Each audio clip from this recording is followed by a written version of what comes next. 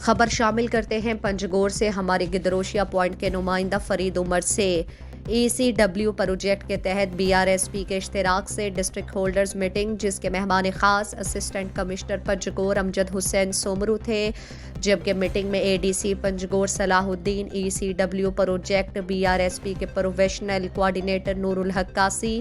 District coordinator Qambar Shaukat, N R S P K Abdul Qayyum Baloch, education officer Muhammad Jan Baloch, chief officer district council Panjgur Manzoor Ahmed, deputy D E O Haji Fida Ahmed, madam Kulsoom Baloch, madam Tahira, madam Farzana Hashim, madam Najma Rifat, madam Khadija Akbar, B R S P K district engineer محمد شاکر، community education officer شکیب شکیل، عبدالحمید، کشور نذیر، وقار آسکانی اور دیگر نے شرکت کی۔ Be R S P کے صوبائی coordinator Noor ul Haq قاسی نے کہا کہ بی آر ایس پی اس وقت بلوچستان کے 3 اضلاع میں ای سی ڈبلیو پروجیکٹ پر کام کر رہی ہے، جن میں پنجگور، لورا لائی اور کوہلوش شامل ہیں۔ انہوں نے کہا کہ ہم نے ان اضلاع میں ایجوکیشن اور